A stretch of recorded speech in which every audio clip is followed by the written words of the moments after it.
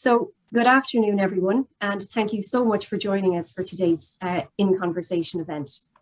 My name is Gillian Dernan, and I am Alumni Relations Manager at the UCD College of Business.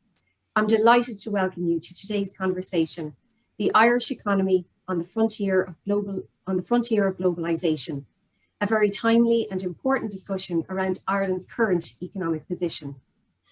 This afternoon's episode is part of UCD's In Conversation series. Through this virtual series, we welcome our alumni community from around the world to listen to fellow alumni, UCD academics and guests as they share their stories, expertise, opinions and insights. The series also reflects UCD's Rising to the Future strategy and its 4 strategic themes, which are creating a sustainable global society, transforming through digital technology, building a healthy world, and empowering humanity. We are delighted today to welcome UCD alumna Sharon Donnery, who is Deputy Governor of the Central Bank of Ireland and our 2020 Alumni Awardee in Social Sciences, and Danny McCoy, who is CEO of Ibec. Sharon and Danny will be in conversation today with Emmet Oliver, a lecturer at the UCD Quinn School of Business, former journalist and broadcaster. So today's format will be a 40 to 45-minute conversation, followed by a short Q&A session, and we'll aim to wrap up by 2 o'clock today. Please do feel free to submit your questions throughout the conversation using the Q&A function at the bottom of your screen. Your questions will help us to connect and make this format more personal, so please do submit your questions. We'll get to as many of them as we can, but depending on the number of questions, we might not have time to address them all. If for whatever reason you have to leave this event early today or have any problems with connectivity, please don't worry. We are recording this session and it will be available on the UCD Alumni YouTube channel very soon. My colleague Alex will just paste the link to the YouTube channel in the chat box shortly. So now it's my pleasure to hand over to you, Emmet, to take it from here. Thanks so much. Thank you very much, Gillian. Good afternoon, everyone. Welcome to my study. First of all, you'll see 3 photographs or images behind me. One is of St. Stephen's Green. One is a front page of a newspaper, which I kind of collect. Strange habit, I know. And one is of an FA Cup final, which I won't go into unless you're a big football fan. But just to get out of the way, because everyone's obsessed with people's backdrops. And I can see Sharon has her qualifications and Danny has a very slick corporate-looking backdrop. So well done to him on getting that in. You're very welcome along. We'll be here, as Gillian says, until 2 o'clock. Before I kick off, let me just give you some biographical information about both our participants that will be having the UCD In Conversation series episode today. So Sharon, for example, joined the central bank back in 1996 as an economist in the Monetary Policy Division, and she's held a range of positions in the bank as head of division. She was appointed, crucially, Deputy Governor of the Central Bank on the 1st of March 2016, and she's an ex officio member of the Central Bank Commission. That's the body that essentially oversees the central bank. She's also on the, she's the governor's alternate on the Governing Council of the European Central Bank based in Frankfurt, which of course sets monetary policy for the European Union, the Eurozone. Sharon's also responsible for leading the Financial Stability, Economic Statistics and Financial Operation Directorates of the Central Bank and is chair of the ECB's Budget Committee and has been appointed to the ECB Governing Council since December 2016. And yes, she does hold a BA in Economics and Politics and MA in Economics from UCD. So you're very welcome along, Sharon. Now, Danny, who I believe started as an economist in the central bank at the same time as Sharon, so former work colleagues, so they have that connection. Danny has been Chief Executive of Ibec since 2009. It's, of course, Ireland's largest business organisation and has over 240 staff in 7 locations and 38 sectoral brands, and, of course, a presence throughout the European Union, including a Brussels office. Prior to joining Ibec, Danny was a senior economist at the ESRI and, as I said, in the central bank. He's also done lectures, been a lecturer at DCU, the University of College of London, the University of Oxford and Trinity College Dublin. He's also been a consultant with the European Commission and the OECD and has been sitting on a number of different bodies like the Competitiveness Council, the Commission on Taxation and the National Training Agency, and has done a lot of economic research in various places over the years. So both of you are very welcome along to the UCD In Conversation series. Thanks for coming on and giving up your lunchtime today. A famous Prime Minister of Britain, Alex Douglas Home, once said, I think one of the greatest quotes, he said, his political problems were insoluble and his economic problems were incomprehensible. And I think a lot of us find sometimes the great science of economics to be that. And one of the things, and one of the reasons we find that it can sometimes be incomprehensible is the data is not clear. We know there are certain things that are going to happen. We know there are certain trends, trajectories, but it's always not very clear where exactly the economy is going. And that's what makes it such an interesting science. And I think with everything we heard yesterday about the Delta variant, everything we're hearing about international tax reform, everything we're hearing about the whole new change in work, the working from home phenomenon, all of these things are there, but we're not quite sure how they're going to play out yet. And I think that makes the job of both Sharon and Danny kind of complex at the moment. And it's a little bit like walking through treacle. We don't really know how these various trends I've mentioned are going to play out. Now, Danny, you've spoken at a number of seminars, webinars over the years. You've kind of dealt with the Irish economy for a number of decades. Do you think we're at a particular moment in time, a real inflection point where there are real substantial things happening? It's not just the ordinary grind of economic change here. There are real sort of secular trends going on that we need to take very close note of. What do you think? Yeah, I think, well, hello everybody to start with, I suppose, and thank you for the invitation. Yes, we are. I actually don't think COVID is it, though. I don't think COVID is particularly a trend. It's obviously an enormous factor, but in of itself, it's forced some trends that were there to maybe to be heightened. But for me, the most significant issue, as you talked about in terms of economics, is trying to distinguish what's demand side, what's supply side. What are those factors that, you know, even in the return to office, to take one example, everybody's talking about the demand side as to what do people want to do, do they want to work from home, blended or whatever. That's all on the demand side. On the supply side, I think it's where we're going to get the shocks. I think we've, you know, take the experience economy this summer, if we can get to experience anything. There'll be plenty of demand. What people will be surprised of will be the supply. You know, people not getting those experiences that they'd hoped for because people can't get staff, for instance, can't be certain about some of the kind of the policy interactions that are occurring with coming off the pandemic unemployment payment. So the one thing about economics is trying to identify, it's an identification problem, is are you talking about the supply side, are you talking about the demand side? And I think that's kind of the trick usually. And the other feature when you talked about, and Sharon will be able to give better expression to this in terms of the really dramatic changes that have occurred. Again, going back onto that economics, is really distinguish between what's the volume of things changing. You know, people going out to work and actually producing, you know, stuff, be they services or goods. And then how do you actually transact? You need the money, you need the financial system. In other words, the price effects. And sometimes, you know, when economists are speaking, they'll talk about today, the central bank says it's going to grow by 8%. It's all about volume there, not about money, whereas businesses tend to deal with money, both the combination of your turnover, the price, and volume effect. And I think that's pretty much dramatic times we're living in too, in terms of where the monetary system is and the sheer scale of quantitative easing, as it's called, the production of money by the central banks. That's a really big issue. I suppose the final thing for me then, Emmet, to hand back to you, is what's dramatically changed though for businesses and for our lives is that, particularly in Ireland, it's the most extreme example, is that increasingly we're being driven by intangible assets rather than tangible assets. Intangible assets are, you know, fundamentally goodwill. We used to describe it. It still is goodwill. I can explain that later if you wish.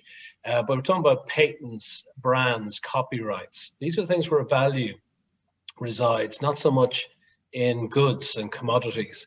We've seen that transformation in the last 15 years. Top companies in the world used to be oil and gas companies or General Electric, you know, making stuff.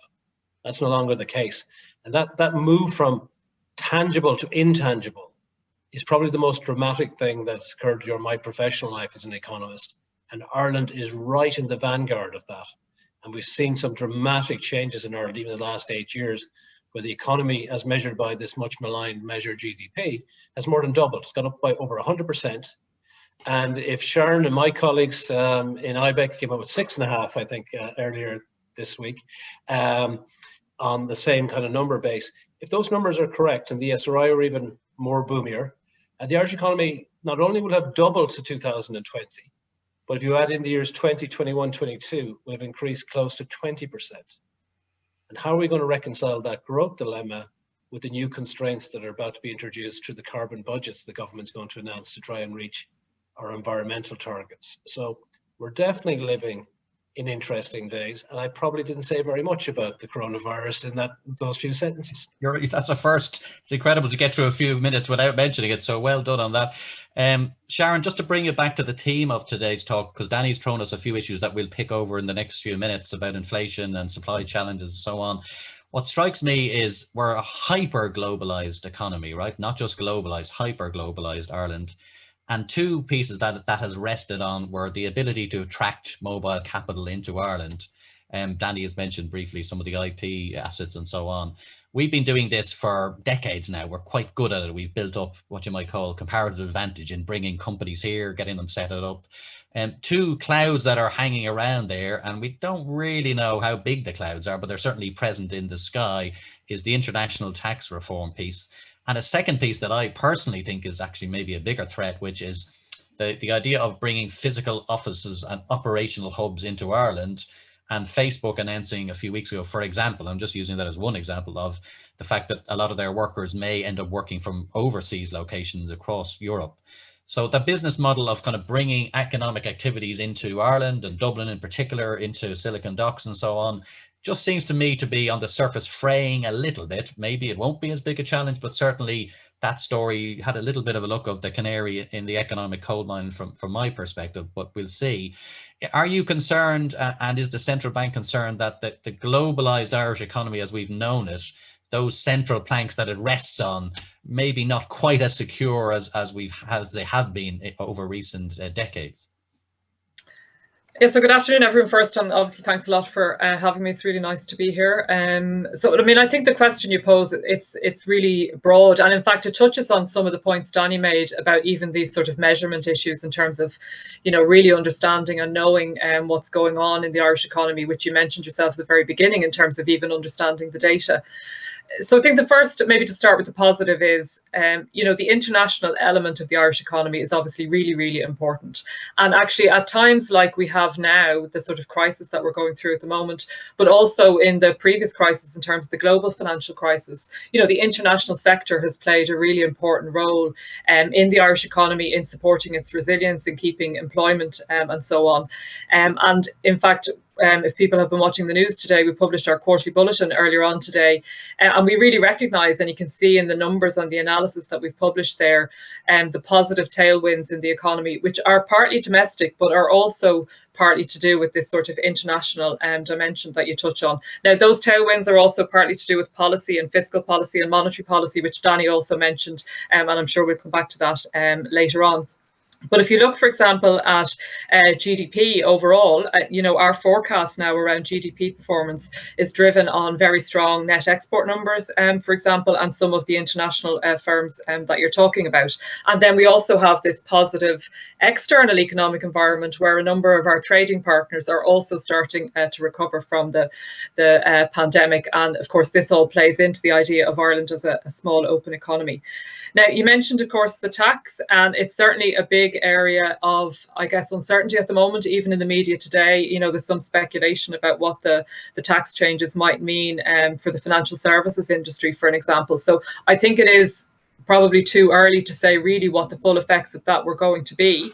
But certainly at the central bank, I mean, we've been calling out the risks around that for a number of years in terms of what might happen around corporate tax. And that's not just about the firms that are here and their operations here and their profits here, and what Danny mentioned about sort of patents and so on, but their sort of wider footprint in terms of, you know, employment, the support that they provide to other companies that are nearby them in wherever they're based and so on. So I think there's a sort of whole range of issues there that, of course, are somewhat uncertain, but they certainly need close attention and close study. And we need to understand that multinational and international sector, not just, as I say, in the context of corporate tax, but also the wider role that it plays in the economy.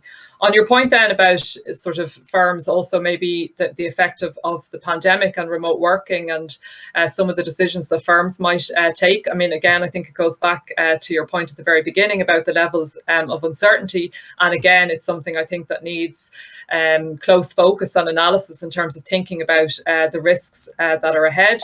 There's huge uncertainties around that, not just from the point of view of the example that you gave, but the effect that that might have, for example, on the commercial property sector as well, in terms of office valuations, the retail sector in terms of the future for retail, and then how that links into the financial sector and the financing of the economy and so on. So I certainly think there are very big issues that we need to be attentive to, but it does emphasize, I suppose, the important role that the international aspect of our economy plays in the economy, and certainly, as I said, in this crisis, that has been important in keeping, you know, many people in work and keeping, you know, I suppose a surprising level of resilience in the taxation take, for example, that we've seen in the public finances over the last number of years, or the last year or two, particularly since the pandemic.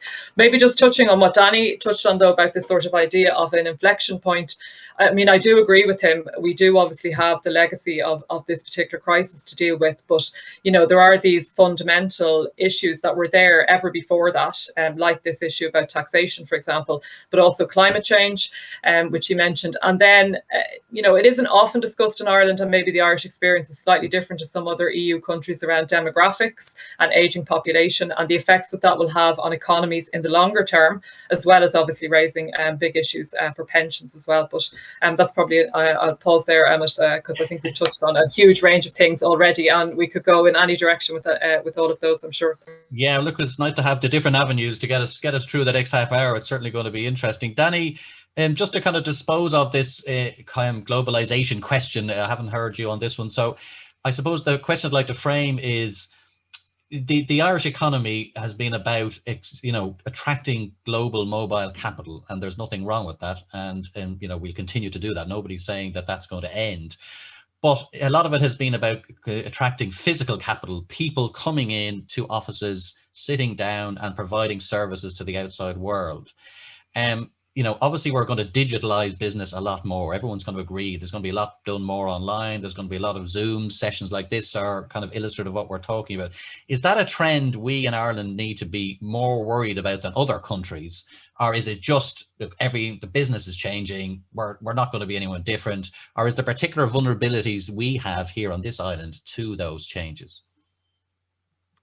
Yeah, I guess we're probably proportionately more exposed to force of globalization, which needed, I'm not sure legally whether it has changed, even though people may have a desire to work in another jurisdiction. There's a bit of habeas corpus about where decisions are made around where the corporate entity is, where the corporate balance sheet is. So we would have seen that phenomenon in recent years, where part of the story of why GDP took off in such gargantuan proportions is because of the scale of the capital balance sheet movement into Ireland.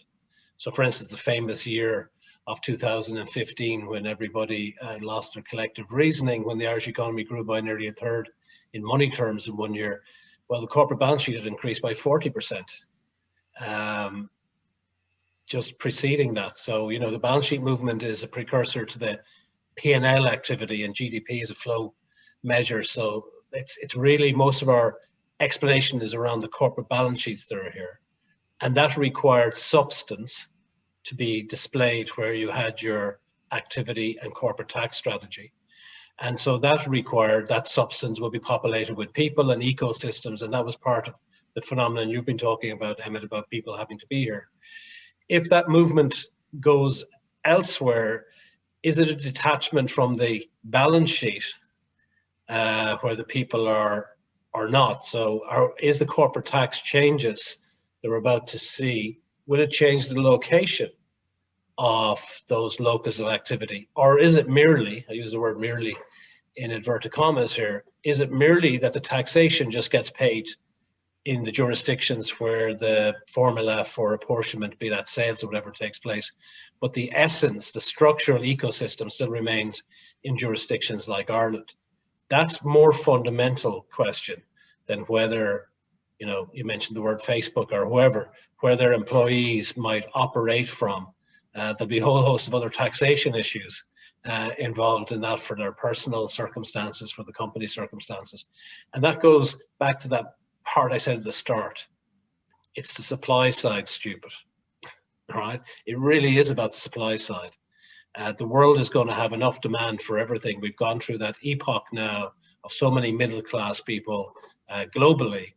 The next part of our lifetimes will be driven by those supply side factors, and where that supply is locating will be more determinant than where the people are ultimately.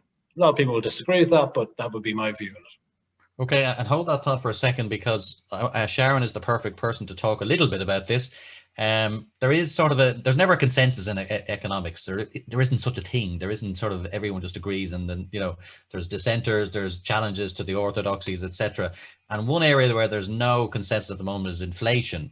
So there are one group of people that think we're on a major inflation spike due to kind of structural issues. There is another group of people that say this is just a temporary bit of pressure post the pandemic. You know, there's certain supply materials you can't get, but eventually production will catch up and there's no big deal here. Then there's sort of a group in the middle that says there's a bit of inflation pressure, but it'll kind of ease itself out over the next 9 to 10 months. So there is very hard to get a sense for the ordinary person of where it's going. I do see the consensus, inverted commas, talking about 2 interest rate rises in the US over the next few years, depending on what polls you read. Obviously, we're in Europe and we're in a different cycle completely, but nevertheless, they often do relate. I mean, Sharon, what do you think of the idea that we're into a word that we've kind of not really used in a long time called inflation? There may even be some of our attendees who kind of go, inflation? That not something to do with the 1970s or something? I don't really know much about that. I mean, it is back, even if it's just being discussed. We can see it in if you want to get materials, order a tradesperson to do a job in your house, we can see it here just in Dublin or wherever you're based today on this webinar. So should we be worried about this new bogey force, inflation, or do you think it's kind of a more short-term thing coming off the back of the pandemic and, you know, the plants in China gearing up again and production kind of catching up? Where are you at on this whole area? Yeah, so I mean, I'll start with that and I'll come back to it in a second. So I mean, in summary, our position, including explained in our quarterly bulletin today, are that these price pressures are transient, okay? But I think just to go back to where you, one of the things you mentioned, I think it's really important to think about the context first of where we were before the pandemic, and also exactly the point you mentioned about maybe some differences between the Eurozone and the US. So I think before the pandemic, we were in this world of low interest rates, low inflation, particularly in the Eurozone, where we had even negative interest rates, and many central banks around the world using these so-called unconventional tools to try and help them achieve their inflation mandates, which of course are about having low and stable prices, increases in terms of supporting economic growth. And Danny mentioned quantitative easing, for example, one of the tools that have been used by many central banks around the world. So that's the sort of starting point before we got into the situation that we have with COVID. Then to pick up on the point you made yourself, but there are important differences between the US and the Eurozone. These were there, of course, before the pandemic, but even in the context of the pandemic, you can see there's been very strong fiscal and monetary support in both the US and in the Eurozone in terms of dealing with the fallout from the pandemic. But, you know, at some level, the scale of the fiscal support, for example, in the US, very, very significant. And maybe the economy in the US subject to some different pressures and different issues to the economies in the Eurozone. But I mean, you're right, there are definitely supply constraints, and we can see those. People are experiencing them in housing. You're looking for a builder or someone to do work around your house. We hear already maybe about some aspects of the labour market where there's some tightness around getting staff. Now, this is in the context, absolutely, I recognise, of very large numbers of people still on pandemic unemployment and very large sectors of the economy, you know, still waiting to get back up and running. But you still, I suppose, have some sense maybe of some constraints in some aspects of the labour market. There have definitely been in terms of global trade, wider supply disruptions as a result of the pandemic. People will remember all that debate about the Suez Canal and all that happened with that. We see freight charges, for example, going up because of some of those supply bottlenecks. So, I mean, absolutely accept all of those. But maybe back to what Danny said about demand. We know then on the demand side of the economy, of course, there is this sort of pent-up demand, and will that feed through to pressure at the same time as these sort of supply constraints are there and ultimately lead to inflation? So, I mean, our assessment is that, yes, those pressures are there in terms of the supply side, but we think they will be transient, that, over time, because of base effects, because of what's happening to energy prices, and because, at some point, these sort of supply pressures will ebb away, that the inflation pressures will be transient, certainly in the Eurozone. And sort of that's the context, I suppose, for thinking about our monetary policy and the measures that are being taken at the moment in terms of the pandemic supports, but also more medium-term monetary policy, which is obviously very focused on achieving our inflation objective. Now, I just want to get a personal plug in. I'm looking for a guy to plaster one of my walls. So if he happens to be on this webinar, please give me a call. But in terms of supply pressures more generally, I mean, what strikes me is the governments of the world have borrowed a lot of money. We're heading towards is it 250 billion euros of national debt at this stage? Is that correct figure? Yeah, maybe higher actually, but in around that order of magnitude. Around that, we won't have a billion or two here or there. And a lot of these governments are banking on staying in a low interest rate environment for several years and sort of just easing them through the aftermath of COVID and kind of gradually bringing their deficits under control. Is there a sort of a nightmare scenario here from a kind of a governmental point of view, whatever about the rest of us, even though we're all connected what government does, but is there a nightmare scenario here where the central banks of the world have to adjust rates upwards to clamp down on some of these pressures, and that has for a knock-on pressure on national budgets and debt sustainability and all? Is that something you're worried about, or do you sort of see that as not where the real worry is? It would be nice to be in a world where there was more normality in central banking world as well, where there was the stable inflation, but that interest rates were back in the positive territory, because no small part of even of corporate decisions is trying to manage balance sheets. Ibec, as I said at the start, represents businesses, but we're a reasonably sized business ourselves. We'd have a 35 million turnover, 250 staff now, and so minding your balance sheet at the moment is, lots of corporate balance sheets are heavy on cash.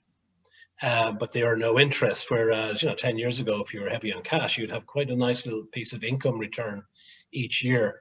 And so when you're managing, that discipline of having that normality of positive interest rates can be quite helpful, because as you go down towards that lower bound, as economists say, it is dangerous that you could get into some traps, liquidity traps. There. So that is kind of a fear, to try and see things to ease back to a bit more normality. What we're observing at the moment, though, just kind of come to your builder in a moment, is excess demand and the likelihood of excess demand for some time. As I said at the start, just about economics, it is about prices, and that's what the inflation story we're talking about here, and the interest rate. That's all about money and prices. But excess demand is also the phenomenon that you're experiencing and lots of people are experiencing, is to actually get the quantity, to get a quantity of a builder or the quantity of the goods that you need. And so we're seeing a lot of scarcity and rationing. And that's a frustration in a society that is nominally wealthy, has the money, but can't get the stuff they need. And, housing is the classic example at the moment. But all other types of rationing as well, about the quality of life in terms of the provision of services. So the point you did ask me about debt, I would say this, as a society, we should think about this like we would think of it in corporate terms, is that the state covers the government, the corporates, and the households. And all, and again, using that inverted commas, all we're seeing here during COVID is that the government part of the group accounts is transferring money to some corporates, not all corporates. There's corollary money coming back from the corporates in terms of the very high corporate taxation that's funding the state at the moment as well, but also into households through PUP or through the support schemes of the corporates. And so while the debt is going up for the government, the balance sheets of the corporates and the households are pretty much gone up by a similar amount of money. It's not a net leakage out of the system. Our problem, though, as a society, is the capacity of the state to actually get the money back off the households, and our inability to pay, for issues like UCD, like in education, in terms of fees, like in water, in terms of charges. And so the new Commission on Taxation and Welfare, I think, is going to be the most significant, if it gets it right, re-altering of where we go forward for the future. So I'm more worried about the mechanisms by which, the channels by which we plumb our society, rather than the actual levels of debt at the moment, which I don't think are particularly significant. Okay, Sharon, you're the right person to talk to. I know you have the central bank quarterly bulletin out this morning, and it does talk a little bit about this housing issue, which I'd like to focus on, because I know a lot of our attendees, well, virtually all of them by definition are either renting, owning, or whatever, right? So it's something that cuts across a whole swathe of people. I mean, we know there's a whole big political argument about housing policy, which you'll be glad to hear I won't suck you into, Sharon, today. But the issue I wanted to zone in on is a capacity issue. How much housing can the Irish economy deliver? And you guys in your bulletin have some look at how completions are going to go. And I suppose the bad news is that it doesn't sound like there's going to be a kind of a huge ramp up in supply based on current projections. The good news is we are getting there generally, so the trajectory is better, but the short-term demand is a problem. Is that a fair summary of what you're saying, or am I doing it justice, or do you want to just talk to us a little bit more what you see in your crystal ball in that area? Well, I mean, clearly it's one of the biggest issues in the economy at the moment. It's a critical issue for us at the bank in terms of understanding what's going on in the economy. And then obviously we have the mortgage rules, which people will be familiar with as well, in terms of, I suppose, how credit and the housing market interact. But that's only, one dimension or one aspect of the whole housing and mortgage issue. And I mean, just to say for people on the call and people more widely, I mean, we completely understand and we hear all of these frustrations that people have about both rental and home ownership, and understand how important it is for people. But as you say, I mean, the bulletin that's out today, we've had a look at housing completions. I have the numbers here now just so I get them right. So our estimate is around 20,000 units this year, 23,000 next year, and 26,500 by 2023. And of course, the issue with that, of course, that is positive in terms of housing being delivered. But the issue is this sort of, back to Danny's point about supply and demand, this imbalance between the amount of demand that there is for housing, both rental and home ownership, and the supply. One of the problems has been about COVID, of course, and there's been disruption to supply as a result of that, and the periods when building sites and so on were closed. But I mean, this was an issue before COVID, and it's more, I think, about this sort of medium to long run divergence between supply and demand in terms of the capacity of the economy to actually deliver the level of housing that's required.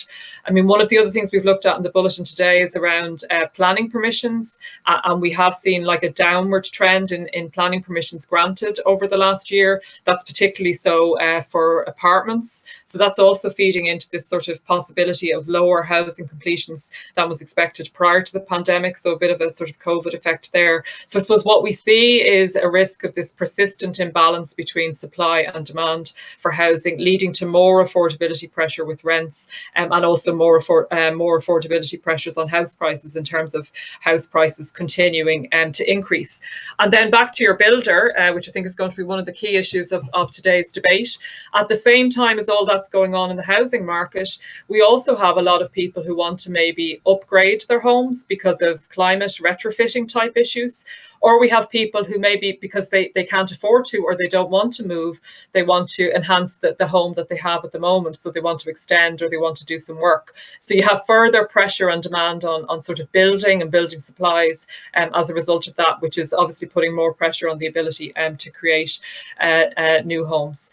Now, I mean, I'm happy to talk about the mortgage measures if you want, but then, you know, there's the whole issue of credit in the mortgage market and the role that credit plays and the mortgage measures. But maybe just to focus on housing, I think, since that was more what you were asking about, Emmet. Thanks. Yeah, thanks, Sharon. I mean, Danny, I wanted to talk maybe a bit about the politics of housing for a second. There seems to be a sense out there, and I understand it, and I think you'll understand it, but I'm more interested in where it's going to go. The sense is that our younger demographics of our population are being crucified by the rental market. They're not being allowed socialize at the moment in the way they would like, and we've seen certain areas of Dublin being fenced off and so on. There's a sense that getting your first starter home is a very difficult thing to do. And now they're hearing from this conversation today, just getting basic supplies is going to be an issue for all of us. Is the politics of that sort of our younger people, whatever that word means, because it means a lot of different age groups to a lot of different people, is there a sense that there's a groundswell of strong dissatisfaction, I would put it, you know, and it probably should be put stronger than that, but among a certain portion of the population that they are not winning in the way the economy is currently composed? A, do you accept that that is the way they feel? And B, more interestingly, what do you think is going to happen with that phenomenon? Well, look, in generalization, that's absolutely true. But even within that cohort, you're going to see quite a lot of differential, which will come from, again, what economists will call initial endowments, you know, depending who your parents are, depending on the wealth transfers, depending on what sectors and skill sets you came out of UCD with, or wherever you came out from, or didn't go to university. Might be the scarcity for your services in terms of trade, apprenticeships and so on might be more. So I think it's quite variable. More fundamentally though, and it is right, because more fundamentally, and I don't know whether this is true or not, but it just feels like a rationale. There's a couple of things happening. One, the increase in life expectancy. You know, again, I know it's not accurate, but let's say it's gone up by 5 years. That's not too far off in a generation. What do you want to do with those 5 years? You know, do you want to travel the world, stay longer in university, postpone the decision for family formation? And that appeared to be a narrative 10 years ago, you know, a hipster type view of the world. And there was only, you know, the older generation were so obsessed about getting a house with a garden at the front and the garden at the back. And there's a, you know, the rental market was the way to go, and the flexibilities and so on. And then we observe in the Irish context this explosion of activity, but also population.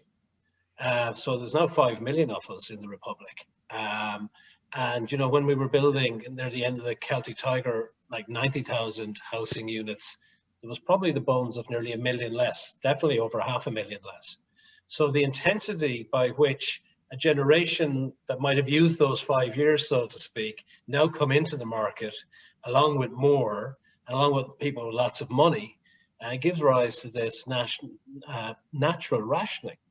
Because to Sharon's point, and it's a really great point, is in plain sight, the refurbishment of Ireland has gone on. And if you walk around Georgia and Dublin, we'll see it's kind of become pristine, but also in household use, not the commercial solicitor, dentist type phenomenon from before. The retrofitting, not necessarily for ecology reasons, but just refurbishment of housing, was actually the biggest part of the market for a couple of years back in 16, 17 and 18. You know, refurbishment used to be about 10% of the money spent on housing. It exceeded the amount of new housing. So that displacement of those young people, it's their very parents and generation before who are also now currently crowding them out from getting that scarce resources of labor, regardless of what happens on the mortgage rules. The mortgage rules is about this, is going to be about the demand side. But this is my point. There's excess demand everywhere you look. The supply side is the problem, big problem. And that goes back to bring in COVID and that kind of debate about future of work. It will be a supply side issue even in central Dublin in terms of office space. That's, you know, one of the kind of things to get sorted out over the next 2 years as to how those central business districts move. But I would predict that the cities will come back and will come back strongly, but there'll be more people living in them and still working in them because they may be working from the place they're living. But there's the assumption that we're out in the regions all the time, but actually you could see people come back into the city. I should just say, in terms of housekeeping, please, all the attendees to this session, UCD Conversations, please send us any questions and submit them there on the Q&A feature at the bottom of your screen. Danny or Sharon will try to answer them. If you had anything you want us to expand on, or any comment, observations, anything you want us to say a little bit further about, please submit them and we'll sift through them as we move into the final part of the session. Sharon, I've asked you a lot of very broad questions, I'll admit, but they're going to get even slightly broader, so bear with me. And you can chastise me for the broadness of these questions, no problem at all, because I'm trying to cover a lot of territory in the hour we've got. But just to touch upon the climate change issue a little bit, which is kind of, it's obviously an immediate crisis now, but in terms of the way we talk about it, we tend to see it as there's COVID, and then waiting behind us is this sort of bigger issue of the climate and temperatures warming up and so on. I mean, Ireland, we're not unique. We do have a big agricultural sector, obviously, which is something that we, maybe marks us out from some of our European counterparts. But in general terms, is climate change something the bank is worried about? Decarbonisation of the economy, can we make the transition? Some people think it's going too fast. Some people think it's going too slow. Is that something you're worried about when you look at the Irish economy structurally, that the climate change issue is sort of there? There's a big, very vibrant debate about it, but COVID has kind of squashed it almost as a topic at the moment, for good or ill. Is it something the bank are concerned about? Is just the ability for the Irish economy to make this big transition that's coming down in the decades ahead? Yes, I mean, it's definitely something that's on our agenda. I'll expand on that in a minute, but maybe it's also a bit to do with COVID and the whole globalisation of the economy and the way the economy works now, that of course, this affects us and we can't solve the problem on our own. So this whole sort of interconnection issue in the global economy, which is relevant also to COVID and your question earlier about inflation and supply chains and so on, like this is a real feature, I think, of many of the issues that we're dealing with now. So I suppose from our point of view in the bank, first of all, people might know, there's a public debate about the role of central banks from a monetary policy point of view, so what is the right role for central banks themselves in terms of addressing climate change? So there's a sort of agenda around that, and there's a review of our approach to monetary policy, our strategy for monetary policy being done at the ECB with the Eurozone central banks at the moment, and that's one of the issues that's being considered there. But I mean, in terms of the wider economy, I mean, there's a whole range of issues for the financial services sector, which we're regulating in terms of the risks that financial services firms are exposed to. So banks in terms of their lending, insurance companies in terms of the policies that they've underwritten, and then the sort of wider aspect that you mentioned, Emmet, in terms of the whole transition to sort of lower carbon or carbon-free economy. Now, clearly progress is being made on that in terms of the new climate action plan, and that's really important, but there are big costs, I suppose, to be considered there, back to what you asked Danny about earlier in terms of the public finances. So, what's the right role for government in that? How much is that transition going to cost the government? How is that going to be done and designed in terms of, I suppose, incentivizing the right behaviour? And that's quite important then for the private sector transition, whether that's corporates or the agriculture sector and so on. How are those interventions going to be designed? Do they crowd out maybe private sector investment, for example, or are they designed in a way, I suppose, to incentivize people to go in the right direction? The other aspect, I suppose, we are looking at is the financing of that. So not just from the point of view of the government, but also from the point of view of investors. What are the products that are out there for investment from bonds and a financing point of view? How is that explained to investors in terms of what they're investing in and what the potential return on their investment is, what the risks are? So I think for us, I mean, at the bank, there are many different dimensions, probably reflected in the fact that we've even in the last while, set up an area that's looking at various different aspects of climate change within the bank, including these broader economic issues as well. Okay, thanks for that, Sharon. We're starting to get a few questions coming in, 3 or 4 already there, so thanks for those. I suppose I'll pick up on the one from Brendan there, because he's talking about housing and it neatly dovetails with what we were talking about ourselves. Danny, you'll see Brendan's talking there about pump priming. The Exchequer should be pump priming the housing market, and then sort of once that's done, you kind of let the private economic forces come in. I mean, pump priming can be funding, it can be just physically building houses. You know, we can have local authority building programs, which we have done before in a big way in other decades.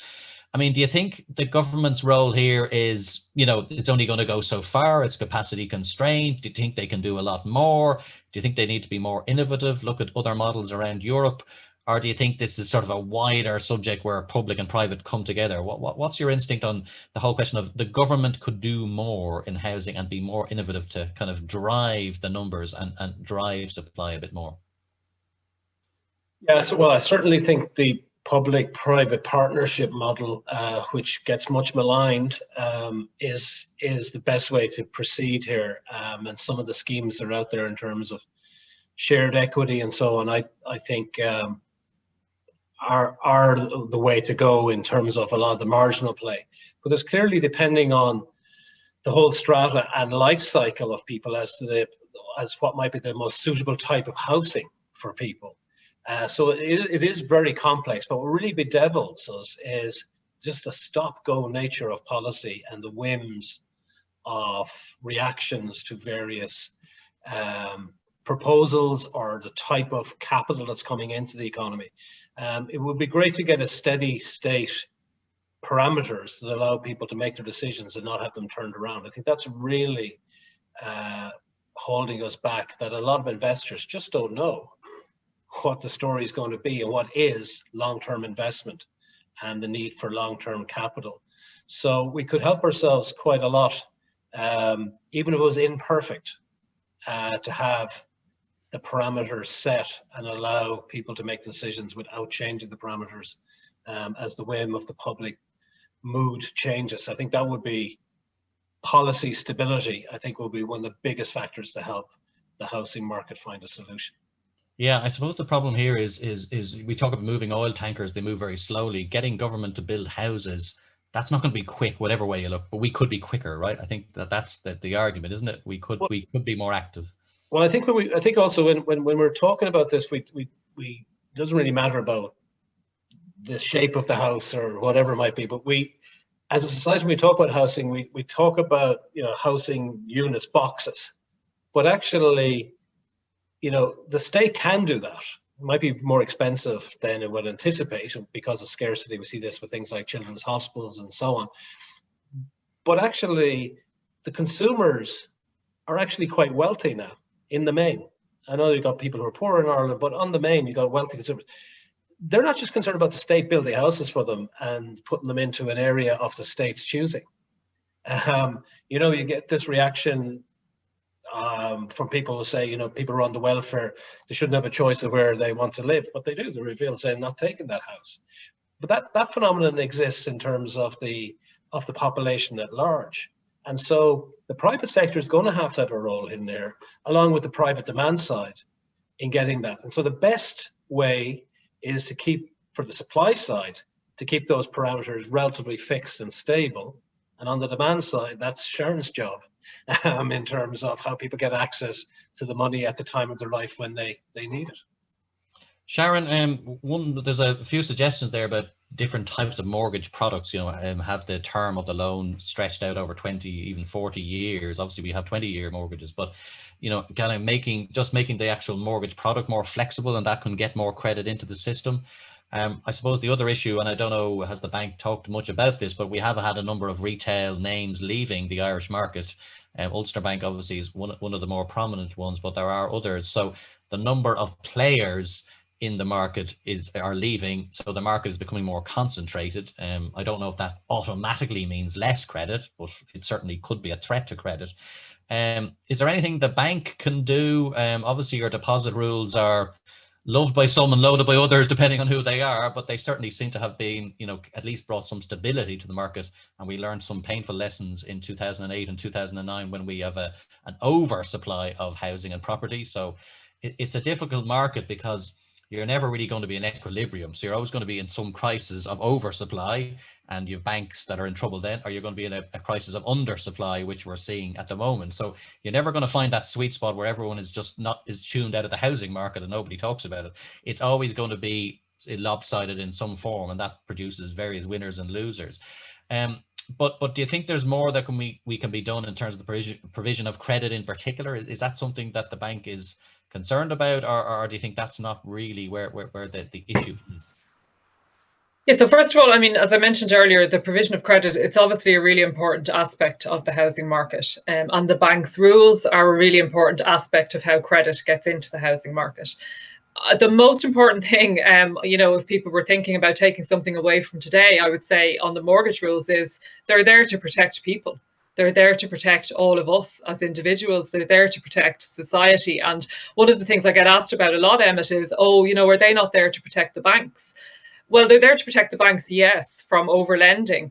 But because banks play such an important role in the economy, and because stability of the financial system is really important for all of us as individuals, it's not to protect banks per se, it's to protect the role that they play in the economy, and to protect all of us as individuals.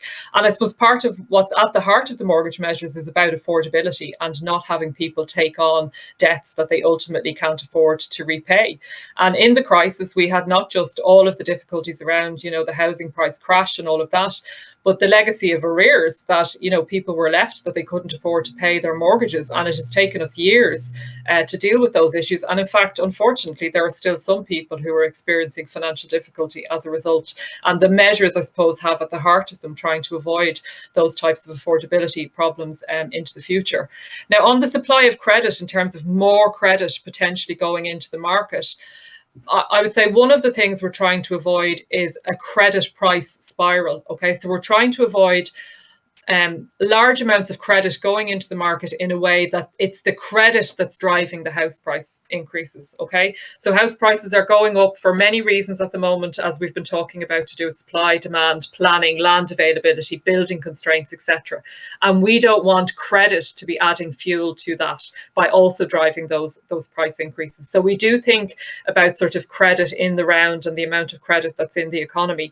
But banking markets are undergoing a lot of change. So I think one of the suggestions is around, different products, different lifetimes of mortgages. We don't have all of the ones that are specified there, like intergenerational mortgages, for example.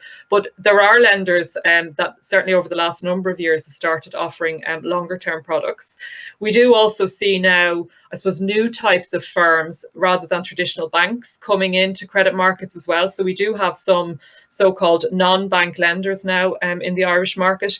We do, of course, have, as was mentioned, the withdrawal of two of the big banks.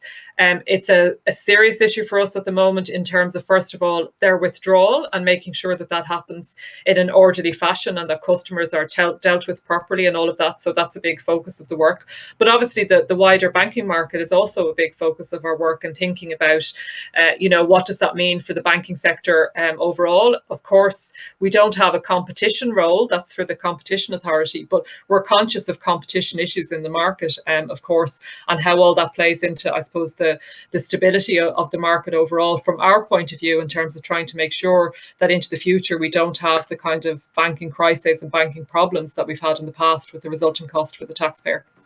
Yeah, and that makes a lot of sense. We have a lot of very interesting. Please send any questions you have in via the Q&A function at the bottom of the screen, as opposed to the chat. Just makes it easier for us to sift through them. An interesting one there about energy capacity. I believe there's some number of stories this morning about how we're running out of energy in the Dublin area. Data centres presumably playing some part in that. Danny, you guys are often known for doing a lot of work on energy. Are you worried about these reports that we're sort of maxing out our electricity capacity and we're bringing in generators and everything, or is that something that's like a short-term gap that we can get over and build up some new power stations and so on? Or what do you think of that one? Well, like a broken record, it's excess demand. Again, the supply capacity, going back to the data centers, which are often put forward as the problem, it's an increasing population. It is the data centers, but those data centers are storing the things that are helping us have this conversation as well, in terms of, as we digitalize and increasingly the demand for cloud-based services right across from the households, the corporations. So it is pinch points. We have pinch points on energy. We've also pinch points on water, and so there's a lot on the in tray. And this comes back to the heart of that issue about households and corporations and the government as part of the state as to how do we fund what we need. There's a question on pensions there as well from Catherine I saw, is that this is all bounded up in the same issue. On the pensions, we think of that very much as private in our heads, in the sense, can you build up a lump of money by the time of retirement? And there's a bit of a lump of money fallacy about this. If the society doesn't have the infrastructure that we commonly share, like transportation links and roads and so on, we're going to need even bigger pots of money for our private affluence. If we've got public squalor outside, we'll be in gated communities and our own private security and all of that. Whereas we get our society right and fund the state properly, and fund the state to provide the correct water services, the correct energy services. We have that opportunity now in terms of the wealth that's in our society. But if we allow that wealth that is currently in households, partly exaggerated by COVID, but it was there beforehand, if we allow that to be wasted on private affluence, we will pay a big, heavy price individually, a bit like Sharon's point about the mortgage rules. We need to have some discipline on the rules of how we finance the state as well. And the blunt part is Irish households aren't financing the state as it exists at the moment. It's been very heavily supplemented by the largesse from the corporate taxation, which is, again, to your point about hyper scale for here, given the nature of our model. And unless Irish households actually pay for the services, including educational services, as in UCD, we will see the erosion of those critical infrastructures and rankings and issues like that. And so it will be a real tragedy if we were wealthy as a generation, which we are, but fail to make the right choices for the future generations, because there's a golden opportunity now to get it right. But currently we don't have those channels to make it happen. Okay, well, that's I just want to ask one final question. I see Gillian coming in to wrap us up. So I wanted to ask you just one final one, which is a sort of a philosophical one, and we want to give our attendees something to go away with. And if I was a 24, 25-year-old, which I'm not, obviously, as you can see on the screen, if I was a 24, 25-year-old, recently graduated from UCD or another university, in my first job, renting a student apartment somewhere, first job apartment, I'm not really able to go anywhere, can't really party, the restaurants, the bars are shut, rents are going up, it's pretty tough out there.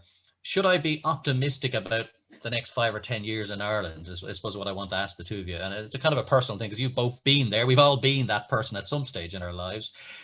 Are you optimistic about the future for a young Irish worker existing in this economy, in this society, as you broadened it out there, Danny? What's your own personal reflections? Because then Gillian is going to have me yanked out of here and we're going to have to end the session. So if you could give us your final thoughts on that before we wrap up.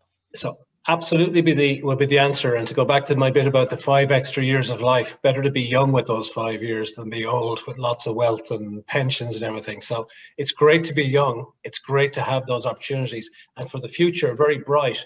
But one of the features will be about collectivism, acting collectively to provide those infrastructure that will benefit all through the generations, will be much more helpful than the pursuit of the private ownership, maybe, or experiences. Those are good to have, but we need that sense of civic collectivism. And that'll require paying more taxes when the Commission of Taxation come a knocking in a couple of years' time. You really hit that one right to the end there, didn't you? The tax word. Sharon, do you want to make your final reflections? Yeah, I think as a central banker, right, one of my jobs is always to think about downsides, right, and things that might go wrong and scenarios that might play out. But I mean, life, the economy, the financial system, all of these things, you know, they go through ups and downs. So, of course, there are good times, there are bad times. And in a central bank, we obviously have to pay a lot of attention to that. But I mean, I think if you were, as you describe, there are also, you know, lots of positives and things that are happening. There are lots of good things that are happening. There are lots of opportunities. So, you know, challenges, of course, they bring change. They bring, you know, things that we really have to think about and try to deal with, but also lots of opportunities as well. So yeah, I think particularly over the sort of medium or longer term, I know it can seem very difficult at the moment with some of the constraints we're living under in the shorter term, but particularly sort of over the medium and longer term, yes, I think there's a lot of positives and a lot of opportunities, and people should be thinking with that frame of mind. Okay, thanks, Danny, and thanks, Sharon, and I'll hand over to Gillian now for the final wrap up. Okay, Fantastic. Thanks so much. A huge and sincere thanks to Emmet, Sharon and Danny for your time today, for a hugely informative conversation, a huge amount of material and topics covered. And I think it's fair to say we probably could keep the conversation going for a lot longer. We've got a lot of unanswered questions, but thanks so much to you all for your time, for your insights and your participation in today's session. We really, really do appreciate it. Just before we wrap up, a few other items that I just very quickly like to run through. I'm conscious of time. Just to highlight, our next episode of the UCD In Conversation series is taking place on Thursday, the 15th of July.